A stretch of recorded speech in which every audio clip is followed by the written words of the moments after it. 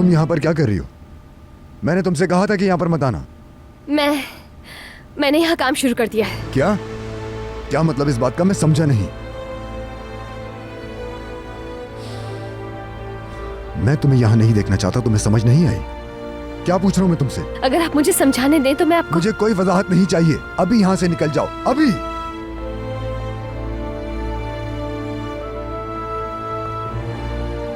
मरियम को काम पे मैंने रखा है। तुम जाकर अपना काम करो बेटी। बहुत शुक्रिया तुम्हारा।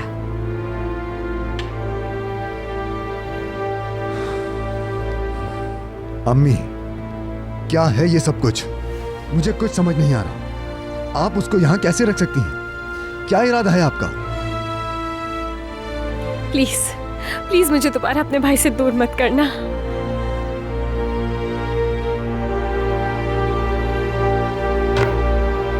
उफ उफ, मैं पागल हो जाऊंगी। कहाँ चला क्या? कहाँ देखूं इसे? यहीं पे तो रखा था। नहीं, इधर।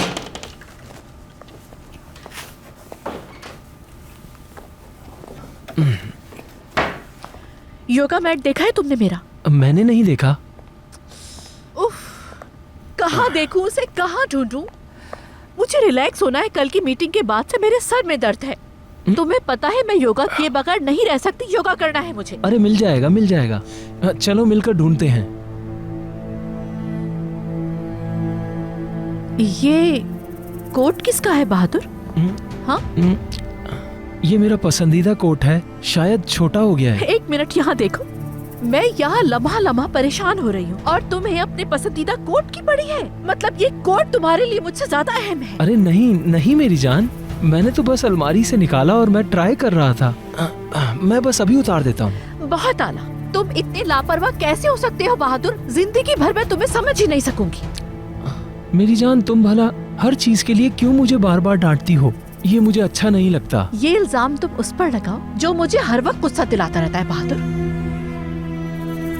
मुझे कोई माकूल जवाब दीजिए अम्मी।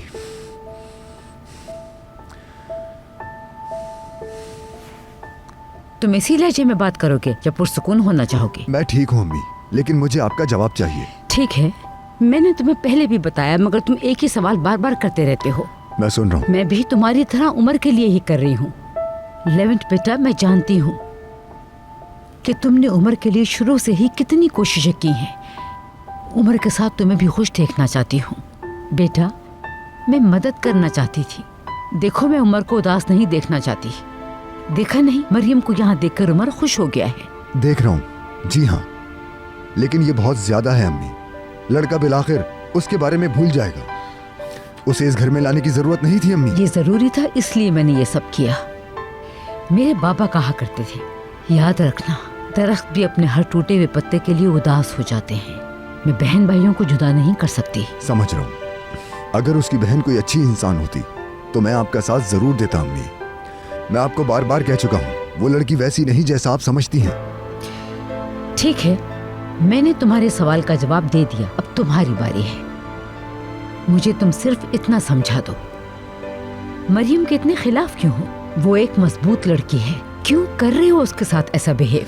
क्योंकि उस लड़की ने, मैं सुन रही हूँ, रुक क्यों गए? हाँ, उसने अपने भाई को पैसों के एवज बेच दिया अम्मी। बेटा, अगर ये गुनाह है तो इस गुनाह के हिस्सेदार हम दोनों भी हैं। हमने भी उसे पैसों से खरीदा था।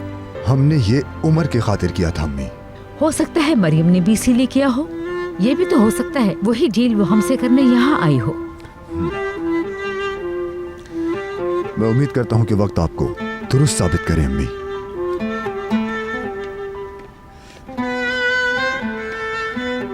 लेवेंट, तुम पत्थर से कब मोम बनोगे, पता नहीं कब।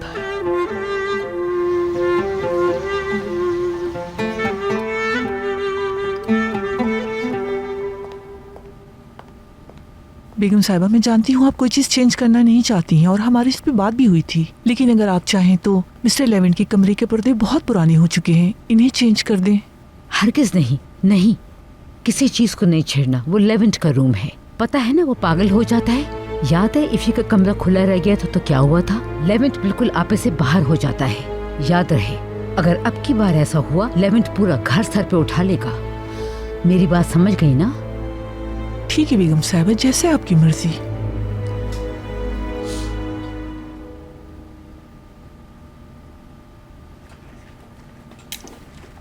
पापा, आपा की जान, यहाँ आओ। खुश हो ना आप यहाँ? मैं कुछ सोच रही थी। आप फिर तो नहीं जाएंगी ना? अब मैं कहीं नहीं जाऊंगी। वाह! एस्ली,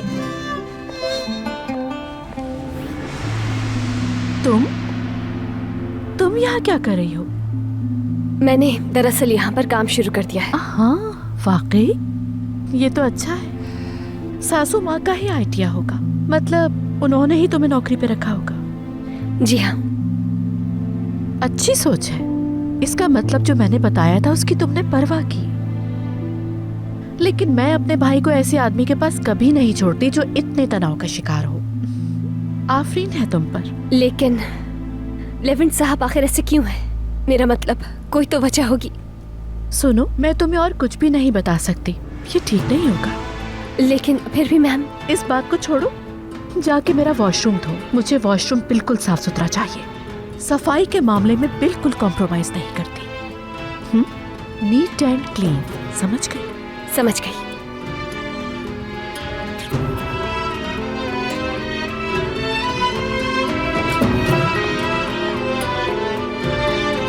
बच्चे से जान छुड़ाने का एक और मौका। अगर ये लड़के लेवेंट को एक मर्तबा फिर आवाज पाख्ता कर देती है तो यहाँ नहीं रह सकेगी, और जब जाएगी तो अपने भाई को साथ लेकर जाए।